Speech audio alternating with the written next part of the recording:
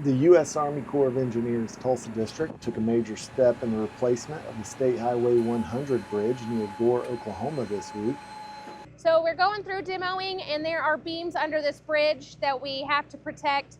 So they're taking out, saw cutting concrete sections of this bridge out between those beams at a time and being able to pull those out. Crews from Kiewit used a combination of handheld equipment and heavy machinery to prepare and remove a large section of guardrail December 10th. The first one is where you really figure out how it got embedded into the structure, because you know what's on the as-builts from the 50s when this was built, but you don't know all the little intricate details that's in it until you start pulling it apart and seeing, because everything is going to be slightly different bridge to bridge. So that first one is crucial to figure out how it was put together. Tulsa District constructed the main spillway bridge concurrently with Tenkiller Dam in the 1950s, and after 72 years, the bridge required complete replacement.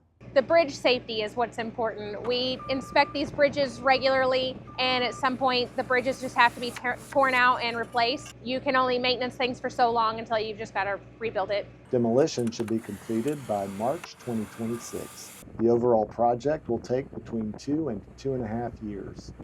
From Tulsa District Public Affairs, Brandon Parrish reporting.